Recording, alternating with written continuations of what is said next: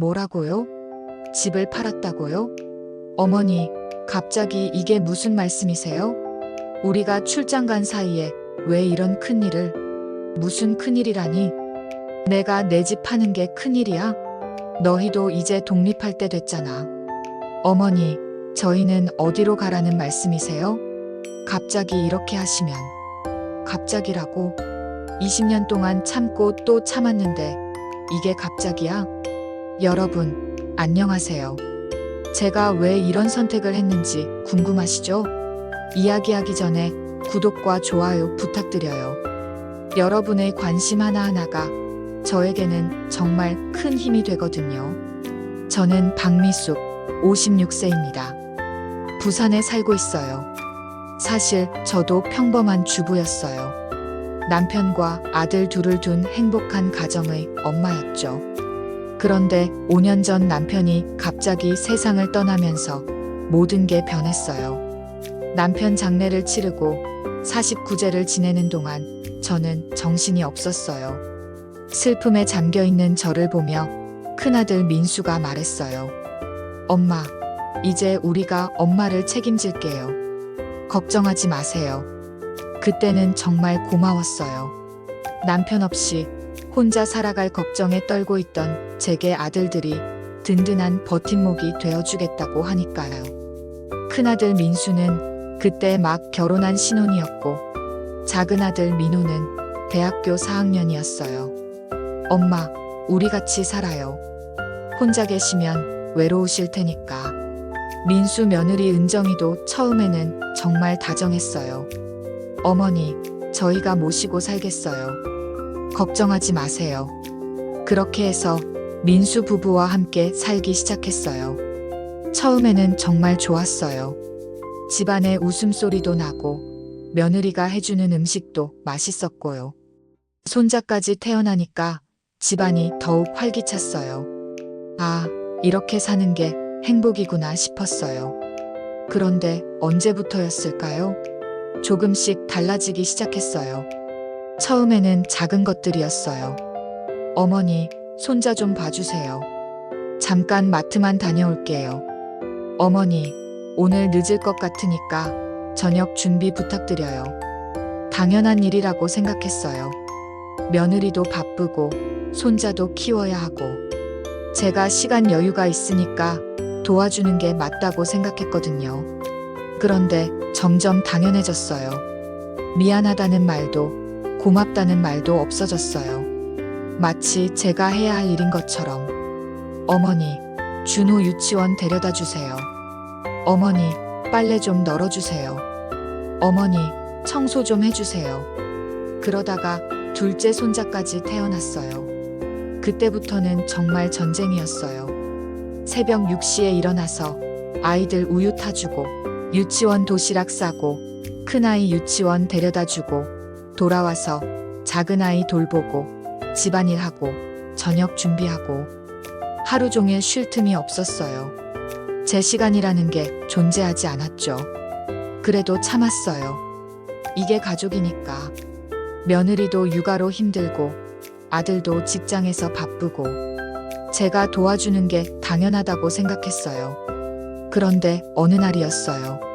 제가 감기 몸살로 열이 39도까지 올라서 침대에 누워있는데 은정이가 방에 들어오더라고요. 어머니, 아프신 건 알겠는데 준호 유치원 데려다 주실 수 있으세요? 저는 준호 때문에 못 나가겠어요. 그 순간 정말 어이가 없었어요. 39도 열에 온몸이 떨리고 있는데 걱정하는 건 제 건강이 아니라 유치원 데려다 주는 일이었어요. 은정아, 엄마가 이렇게 아픈데 택시라도. 어머니, 요즘 택시비도 비싸잖아요. 그냥 조금만 참고 다녀와 주세요. 그날 39도 열에도 손자를 유치원에 데려다 줬어요. 길에서 비틀거리면서. 그때 깨달았어요. 아, 내가 이 집에서 무료 베이비시터구나. 더 충격적인 건 그 다음이었어요. 제가 아픈 날 은정이가 친구들과 카페에 가는 모습을 봤거든요. 저는 열이 나서 죽을 것 같은데 며느리는 친구들과 수다 떨러 나간 거예요. 그날 밤 민수에게 얘기했어요. 민수야, 엄마가 이렇게 아픈데 은정이가 친구들과 엄마, 은정이도 스트레스 받아요. 애 둘 키우느라 얼마나 힘들겠어요. 가끔 친구들과 만나서 기분 전환하는 것도 필요하죠. 그래요. 며느리 스트레스는 중요하고 제 아픈 거는 중요하지 않았나 봐요. 그때부터 달라졌어요. 제가 며느리 눈치를 보기 시작했어요. 뭘 해달라고 부탁하기도 어렵고 제 의견을 말하기도 어렵고 어머니, 아이들 간식은 유기농으로만 주세요. 어머니, 집안 온도는 항상 24도로 맞춰주세요. 어머니, 아이들 옷은 따로 분리해서 빨아주세요. 마치 고용된 보모 같았어요. 아니, 보모한테는 적어도 월급이라도 주잖아요. 가장 서러웠던 건 작년 제 생일 때였어요. 56번째 생일이었는데 아무도 축하해주지 않더라고요. 민수도, 은정이도, 심지어 민호까지도. 저는 혹시나 해서 미역국을 끓였어요. 제가 제 생일 미역국을 끓이고 있는데 얼마나 서러웠는지. 저녁에 민수가 퇴근해서 밥을 먹는데도 아무 말이 없더라고요. 제가 참다 못해 말했어요. 오늘 엄마 생일인데. 아, 맞다. 생일이었네. 미안해요, 엄마. 요즘 회사 일이 너무 바빠서. 그게 전부였어요. 미안하다는 말 한마디. 케이크도 선물도 따뜻한 포옹도 없었어요. 그런데 일주일 후 은정이 생일에는 어떻게 했는지 아세요? 비싼 케이크 사오고 꽃다발 사오고 가족 모두가 축하해 주더라고요. 심지어 제게도 말하더라고요. 어머니, 은정이 생일이니까 특별한 저녁 준비해 주세요. 그 순간 가슴이 무너져 내렸어요. 아, 내가 이 집에서 정말 투명인간이구나. 더 가슴 아픈 일은 또 있었어요. 제가 친구들과 만나자고 하면 항상 핑계가 있었어요. 엄마, 오늘은 준호 학원 데려다 줘야 해서. 엄마, 준호가 아픈 것 같은데 병원 가야 할 것 같아서. 그런데 어느 날 우연히 알게 됐어요. 제가 친구들과 만나는 날이면 은정이가 친정에서 도움을 받더라고요. 친정엄마가 와서 애들을 봐주거나 아예 친정으로 가거나. 그럼 저보고 왜 못 간다고 했을까요? 그냥 제가 집에 있으면 편하니까. 언제든 써먹을 수 있는 무료 도움이니까. 그날 밤 정말 많이 울었어요. 남편이 살아계실 때는 이런 적이 없었는데, 남편이 있을 때는 제가 박미숙이었는데 이제는 그냥 애 봐주는 할머니가 되어버린 것 같았어요. 결정적인 사건이 작년 여름에 일어났어요. 민수 가족이 제주도 여행을 간다고 하더라고요. 4박 5일 일정이었어요. 처음에는 저도 같이 가는 줄 알았어요. 그런데 민수가 말하더라고요. 엄마는 집에서 쉬세요. 저희끼리 가족여행 가려고요. 가족여행? 그럼 저는 가족이 아닌 건가요? 20년 넘게 키운 아들과 5년 동안 함께 산 며느리, 그리고 제가 키우다시피 한 손자들인데 저는 가족이 아니라는 말인가요? 민수야, 엄마도 제주도 한 번도 못 가봤는데 엄마 아이들과 함께 여행하면 힘드실 거예요. 집에서 편히 쉬시는 게 좋겠어요. 편히 쉬라고? 평상시에 언제 편히 쉬게 해줬다고? 그들이 여행을 떠나는 날 현관에서 손을 흔들며 배웅했어요. 조심히 다녀와. 그렇게 말하면서도 가슴 한구석이 무너져 내리는 걸 느꼈어요. 집에 혼자 남겨진 그날 밤 정말 많은 생각을 했어요. 이렇게 살아야 하나? 내 인생이 이게 전부인가? 남편이 돌아가신 후 5년 동안 저는 오로지 아들 가족을 위해서만 살았어요. 제 꿈도, 제 취미도, 제 친구들도 모두 포기했어요. 젊었을 때 배우고 싶었던 피아노, 가고 싶었던 여행, 만나고 싶었던 친구들, 모든 걸 포기하고 오직 아들 가족만을 위해 살았어요. 그런데 언제부터인가 저는 당연한 존재가 되어버렸어요. 고마워하지도 않고 미안해하지도 않는 그냥 있어야 할 존재. 그때 문득 깨달았어요. 아, 내가 지금 의존적인 관계에 살고 있구나. 제가 아들들에게 의존하고 있다고 생각했는데 사실은 아들들이 저에게 더 의존하고 있었던 거예요. 무료 베이비시터, 무료 가사 도우미, 무료 요리사. 저 없이는 그들이 더 불편할 텐데 정작 대접은 머슴만도 못하게 받고 있었어요. 그들이 여행에서 돌아온 날 저는 결심했어요. 이제 그만하자.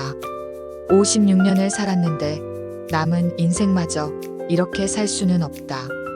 민수야, 엄마가 할 말이 있어. 네, 엄마. 여행 재미있었어요. 다음에 사진 보여드릴게요. 그런 얘기가 아니야. 엄마가 이제 따로 살려고 해. 네. 갑자기 왜요? 갑자기가 아니야. 오랫동안 생각해 본 거야.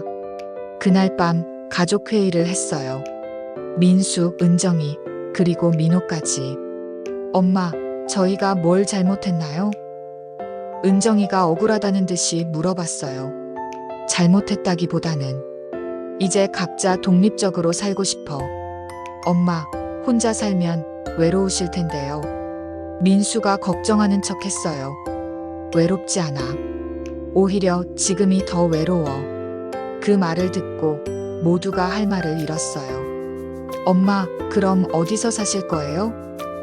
민호가 조심스럽게 물었어요. 이 집을 팔고 작은 집으로 이사 갈 거야. 집을 팔아요? 은정이가 깜짝 놀라더라고요. 응. 이 집은 너무 크고 관리도 힘들어. 사실 진짜 이유는 따로 있었어요.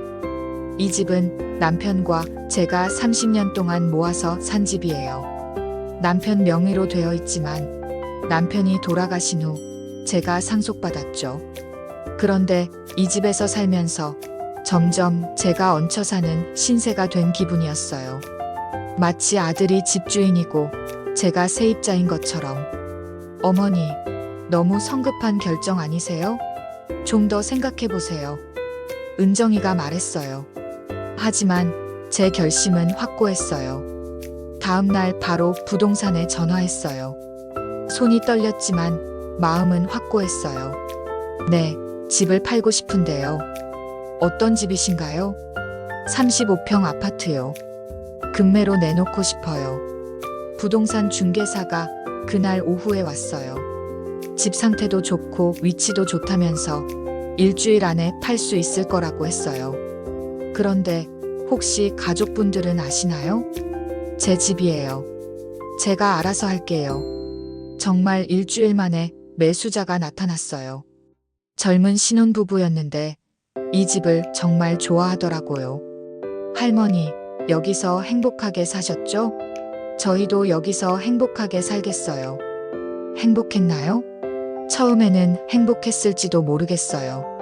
하지만 언제부터인가 이 집에서 제 자리는 점점 줄어들기만 했어요. 계약을 체결하고 한 달 후에 잔금을 치르기로 했어요. 그리고 저는 혼자서 조용히 새 집을 알아보기 시작했어요. 경남 통영에 작은 원룸을 계약했어요. 바다가 보이는 조그만 집이었어요. 혼자 살기에는 충분했어요. 이사 준비를 하면서 깨달았어요. 정말 제 물건이 얼마 없다는 걸.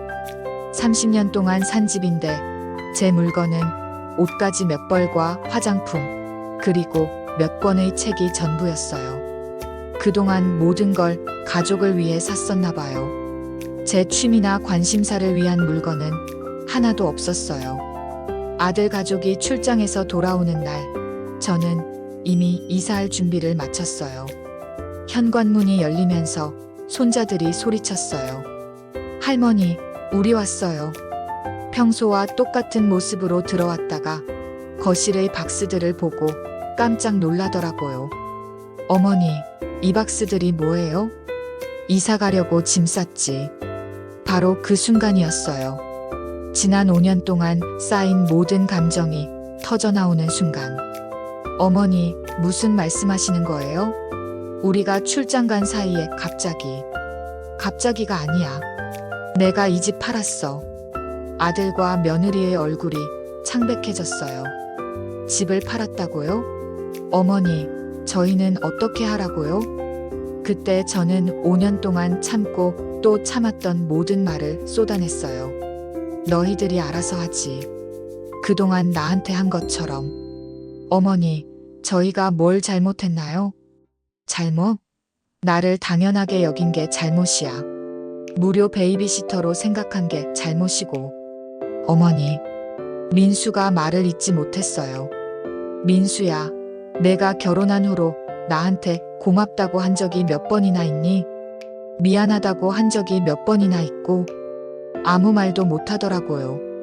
그리고 은정아, 너는 나를 시어머니라고 생각한 적이 있니? 아니면 그냥 편리한 도구라고 생각했니? 은정이도 할 말이 없었어요. 내가 39도 열이 날 때도 너는 친구들과 카페에 갔지. 내 생일에는 관심도 없으면서 내 생일에는 특별한 저녁을 준비하라고 했고 그제서야 둘 다 고개를 숙였어요. 어머니, 저희가 정말 잘못했어요. 다시 한 번만 기회를. 기회?